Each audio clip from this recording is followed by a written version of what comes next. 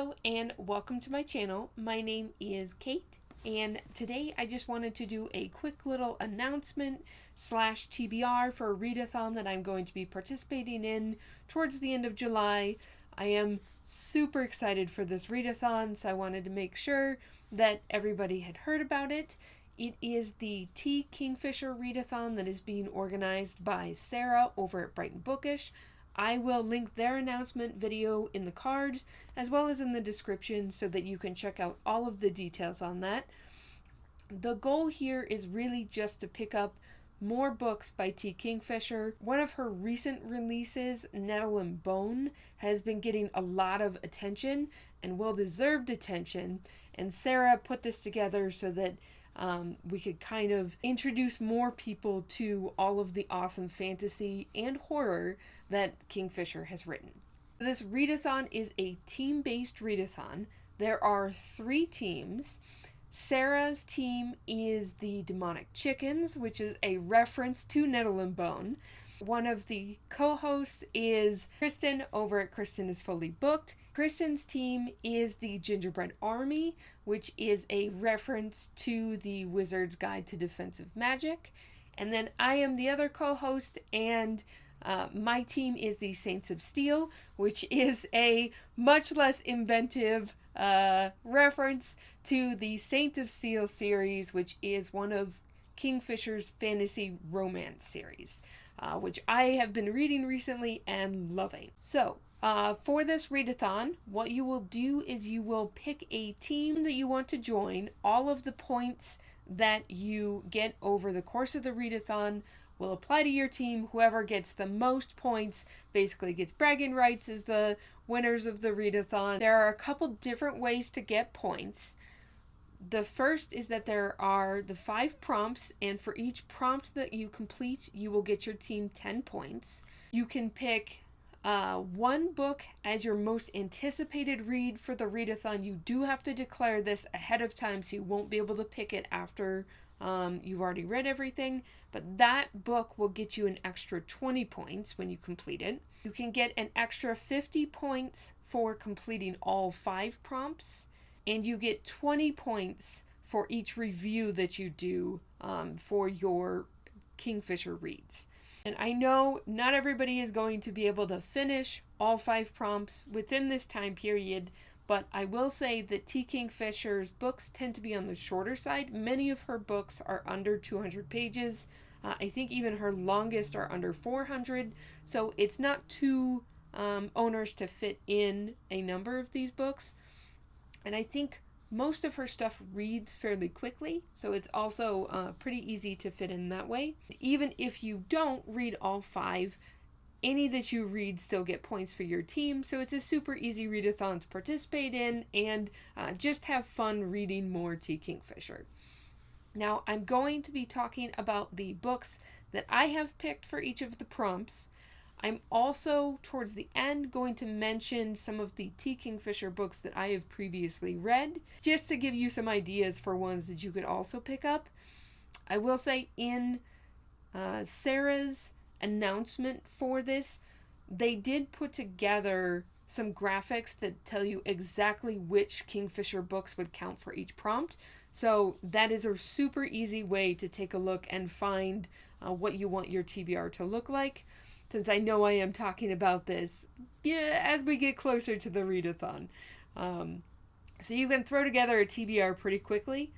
The last note that I will mention for this is that a lot of Kingfisher's stuff is available on Libby through your libraries, and a number is available on Scribd if you have a subscription to that service, and you can get a free trial for that one. I'll leave a link to Scribd below if it's not something you're familiar with, but a lot of Kingfisher stuff is available on there, both as books and audiobooks. And a fair amount of Kingfisher's self-published stuff is super cheap on Kindle or ebook in general. So I obviously am a huge fan of Kingfisher and would highly recommend a ton of their stuff. So moving on to the prompts and what I am picking. The first prompt is for a standalone, and I'm a little bit torn on this one because I really wanted to pick up one of Kingfisher's horror books, and I haven't read any of those yet. But I also haven't gotten to Nettle and Bone yet. And I really, really want to get to that one. It's just, I've had so many other things on my list, and it was easy to save for this readathon. So if you're somehow not aware and haven't heard of Nettle and Bone yet, I have, my copy is the UK version, just because I liked these symbols better than I liked the picture of the main character, which is on the US cover. But it is a relatively short fantasy about a princess who's basically been raised in a convent. Her older sisters have had to make marriage alliances, and Mara, after seeing her sister suffer at the hands of an abusive prince, basically sets out on a quest to try to help by killing the prince. And she has to do so in a way that does not bring danger to her small country, because if she just out and out kills the prince, then that kingdom will threaten hers, or her family's kingdom. So she kind of has to be careful about how she handles it. So it sounds fantastic. It sounds like it has Kingfisher's standard banter, like band of misfits, somewhat dark fantasy, but still a fair amount of humor. So I am super excited to get to this one. If I don't read Nettle and Bone, the horror book that I would like to get to from Kingfisher is The Twisted Ones. Premise for The Twisted Ones is that there's the main character and is a young woman who ends up needing to clear out her deceased grandmother's home in rural North Carolina. And her grandmother has been a bit of a hoarder, so it's a bit of a task. She ends up in the course of doing this, finding out about some secrets about a colony in the woods that's super creepy. The next prompt is in a series, and since my team is the Saints of Steel, I am going to be finishing the last book, or the most current book, in Kingfisher's Saint of Steel series. This is a trilogy. I don't know if Kingfisher has any plans to continue the series, but right now it's just 3 books. It is a fantasy romance series where each of the entries follows one of the paladins that is in this group that were formerly bound to the Saint of Steel. And the idea here is that they are berserker paladins, but their god was murdered. So they have all lost that connection, and they've lost kind of their reason in life because they were bound to that god. They all went completely berserk and have no control over their powers anymore. So the slightest, if they get set off, there's no guarantee that they can be brought back before they hurt people. They are now working for a temple known as the Temple of the White Rat, who are lawyer priests who basically go out and try and help people however they can. And these paladins are now basically in service to the Temple of the White Rat, since they no longer have their old purpose anymore. In this final book, which is Paladin's Hope, one of the male leads is Galen, who is a paladin who's shown up a number of times in the other stories, and is definitely still really struggling with nightmares born out of the trauma of their god dying. And he ends up helping out Piper, who is a lich doctor, kind of think coroner-ish. And Piper has been called in to investigate some mysterious deaths, and I suspect that this is going to be tied to kind of an overarching murder mystery plotline that has been in the other books in the series, but I'm hoping we'll kind of get the conclusion to that murder mystery in this book. But it's all about Galen having to protect Piper and the romance that blooms between the two men. And I just want to say that it has been very difficult holding out and saving this book for this readathon, because I read the first 2 books in this series back in May, and I've been wanting to finish this out, so I am super excited to get to that one. The next prompt is a fairy tale retelling, and for this I am picking The Seventh Bride, which is a retelling of Bluebeard. For anyone who's not familiar with this, the basic premise here is that the main character in this story is a miller's daughter who has had a kind of strange nobleman knock on their door in the middle of the night and basically propose marriage to her. Because of the difference in their stations, she can't really say no, but all of this nobleman's previous wives have mysteriously disappeared, and she doesn't want to suffer the same fate. So she ends up striking a deal with this nobleman that she will complete a set of tasks in the time period that he gives her in order to escape this marriage. And so it's got kind of creepy and also fairy tale vibes. I have really been wanting to get to this one since seeing it on a list of Kingfisher books, and so this was perfect timing for that. The next prompt is to read a novella or anthology by Kingfisher. She has a ton of these, so this is a super easy one to fill. And for this one, I'm actually picking my most anticipated read, and that is What Moves the Dead. And this is a retelling of The Fall of the House of Usher by Edgar Allan Poe. I actually haven't read that particular Poe story, but I do really enjoy Poe's brand of creepy and atmospheric horror. So I am very, very excited for this. I got even more excited because although I love the cover for this one, I absolutely adore the ridiculously creepy end papers that this has. I think I showed this in a recent video too, but I'm gonna make you guys look at it again because it's so great. It's so creepy. And if you're not familiar with The Fall of the House of Usher, the basic premise here is that you have a retired soldier who has received a letter from a friend who is dying, summoning them to their friend's creepy, weird manor house in the countryside, and they have to figure out what exactly is happening. I know it involves mushrooms, which makes me think Mexican Gothic, which I haven't actually read but want to. So I think this is going to be the blend of supernatural, atmospheric horror that I really want. So I am so excited to get to this one, and I have been having to hide this book from myself so that I don't start it early. This is definitely my most anticipated. The final prompt is to pick a self or indie published story by T. Kingfisher. She has a ton of these. She actually has her own publishing company. I believe it's called Red Wombat Tea Company. So a lot of her stuff has been published in digital form with that, and there's a different publishing company that tends to publish the physical copies of her self-published stuff. So wide range of choices there.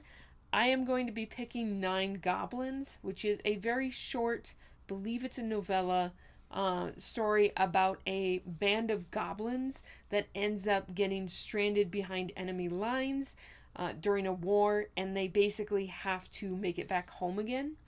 And I love this kind of story where you have this band that's trapped and has to make it back home. It has kind of cozy but also potentially emotional vibes. So I am super excited to get to this one. It's been on my list when I was doing my T. Kingfisher binge. It sounded really intriguing, so I am very excited to get to it. So that is going to be my TBR. I did want to take a quick couple minutes and just talk about some of the Kingfisher books that I have read and that I would definitely recommend if you need some options for books to pick up for the readathon. Of the T. Kingfisher that I have read, there are kind of several categories. The first one is that Kingfisher has written this World of the White Rat, which is a fantasy world that kind of encompasses several of her series, and there is sort of a defined order to this. So this World of the White Rat starts with a duology called the Clockwork Wars. The first of these is, and actually I have both of them. The first one is the Clockwork Boys, and then the second one is Wonder Engine. And these are technically, I'll put that down since it's so shiny. They are technically two separate books. However, if you're going to pick up Clockwork Boys, I would highly recommend having the Wonder Engine ready, because this is two separate books in the same way that Lord of the Rings is three separate books, right? It's a split in a single narrative. And the basic premise here is it is a steampunk fantasy where you follow a sort of band of misfits slash suicide squad. They are all, most of the band are former criminals, and they've been tasked with stopping this group of mechanical soldiers that has been wreaking havoc on the countryside. These mechanical soldiers, the Clocktars, have basically been making their way over from a rival country and absolutely decimating everything. The army of the country of these main characters has been trying to stop these clockwork soldiers, but has had no luck in doing so. So it's in a last-ditch effort. They are trying to send these guys, who won't essentially be missed if they happen to die in the course of this quest. They're just desperately hoping that this works. And I absolutely loved this story because these characters are, one of the things that Kingfisher is best at is flawed but very lovable characters. And this was a perfect example of that. It felt cozy to me, but there are some sort of darker moments because you have these clockwork soldiers who are killing people and wrecking everything. And you also go in knowing this is a suicide mission for these characters. So there's absolutely no guarantee they make it out alive. And I just really grew to love hanging out with this group. And I was desperately wanting all of them to succeed and come out alive at the end. And I ended up really enjoying it. I think the first half is a little bit better than the second half, but overall, it's definitely one that I would recommend. Next book within this World of the White Rat series is Swordheart, which is a fantasy romance that has kind of weirdly Knives Out vibes. And in this, the main character, Hala, has been taking care of her great uncle and basically been acting as his housekeeper. When he dies, instead of the inheritance going to her great uncle's wife and son, it ends up going to Hala. The family are not real appreciative of this, and so they end up locking her in a tower to try and force her to marry the son, who is not a particularly great individual. And in her desperation, Hala ends up stumbling on an artifact, which is this magical sword that she ends up finding out is tied to a guardian. And so this guardian is summoned to help Hala as the new bearer, and ends up helping her get out of the tower, and then they are basically trying to get her inheritance away from these nasty family members. And so it is a bit of a road quest type book. There's romance, but it's definitely on the cozy, slower paced side, but it's very sweet. It was so nice to have a romance with more mature characters. Hala, I believe, is in her either late 30s or early 40s. And she's very chatty, but she is not an accomplished swordswoman. She is just a normal person who's trying to do the best for herself and for her loved ones. And I adored her. I really enjoyed the guardian Sarkis, who has his own baggage, but is trying to protect Hala, even though he doesn't really know what to do with her because she's just kind of a normal person. So I absolutely loved Swordheart. And I would definitely recommend it if you like kind of the more leisurely paced, sweet romance type stories. Then the next series to pick up in the World of the White Rat is the Saint of Seal fantasy romance series that I mentioned earlier. Definitely one I'd highly recommend if you enjoy fantasy romance with flawed characters who are trying to find their way in the world, and romances that feel realistic with flawed characters and not like it's glossing over things or making it dramatic for no reason. So I love the way Kingfisher handles romance in those. One of the other things Kingfisher does in fantasy is really more fairy tale retellings, and that's where one of probably my favorite Kingfisher book fits in with the Raven and the Reindeer. And I freaking love this cover with the skull and the crow or raven. It's fantastic. I absolutely adore it. And this is a retelling of The Snow Queen by Hans Christian Andersen. And the main character, Gerda, is this young girl whose best friend and unrequited love interest, Kay, is stolen away by the Snow Queen, and Gerda has to get him back. And it's really about Gerda. It's a wonderful fairy tale retelling in a way that really empowers Gerda and helps her realize her worth and what she wants out of life. And it's very sweet, but also incredibly magical. I loved the way that Kingfisher brought in a lot of Finnish magic and atmosphere.